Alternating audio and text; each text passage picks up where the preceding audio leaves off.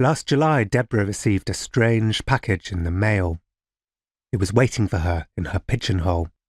It was postmarked Gothenburg, Sweden. Someone had written on the padded envelope, "We'll tell you more when I return." But whoever had sent it didn't leave their name. The package contained a book. It was only 42 pages long, 21 of which, every other page, were completely blank. But everything about it, the paper, the illustrations, the typeface, looked very expensively produced. The cover was a delicate, eerie picture of two disembodied hands drawing each other. Deborah recognised it as a reproduction of M.C. Escher's Drawing Hands. The author was a Joe K., a reference to Kafka's Joseph K., maybe, or an anagram of joke. And the title was Being or Nothingness, which was obviously some kind of allusion to Sartre's 1943 essay, Being and Nothingness. Someone had carefully cut out with scissors the page that would have listed the publishing and copyright details, the ISBN number, etc., so there were no clues there. A sticker read, "Warning.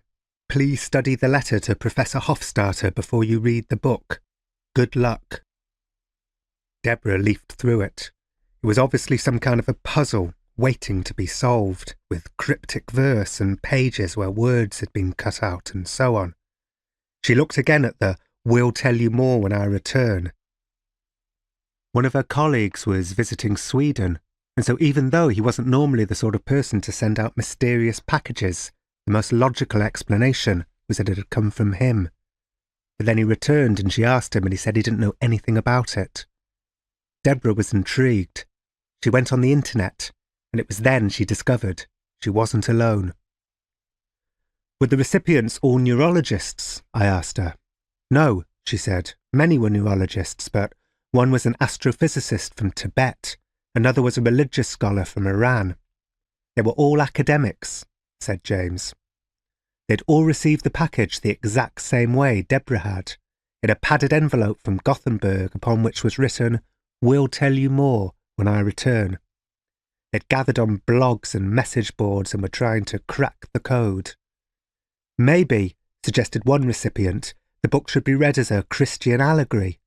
Even from the enigmatic, 'We'll tell you more when I return,' clearly a reference to the second coming of Jesus. The authors seem to be contradicting Sartre's atheist being and nothingness, not B or N. A researcher in perceptual psychology called Sarah Alred agreed.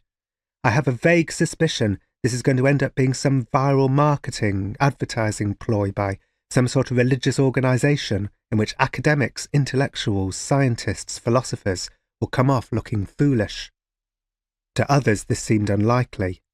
The expensiveness factor rules out the viral theory unless the campaign is counting on the carefully selected targets to ponder about the mysterious book online. Most of the recipients believed the answer lay, intriguingly, with them. They had been handpicked to receive the package. There was clearly a pattern at work. But what was it? Had they all attended the same conference together years ago or something? Maybe they were being headhunted for a top position in some secretive business. "First one to crack the code gets the job, so to speak," wrote one Australian recipient. What seemed obvious was that a brilliant person or organisation with ties to Gothenburg had devised a puzzle so complex that even clever academics like them couldn't decipher it. Perhaps it couldn't be decoded because the code was incomplete. Maybe there was a missing piece. Someone suggested holding the letter closely over a lamp or try the iodine vapour test on it. There may be some secret writing on it in another type of ink. But there didn't turn out to be any secret writing. They threw up their hands in defeat.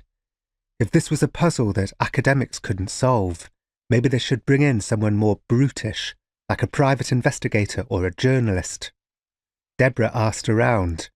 Which reporter might be tenacious and intrigued enough to engage with the mystery? They went through a few names, and then Deborah's friend James said, "What about Jon Ronson?"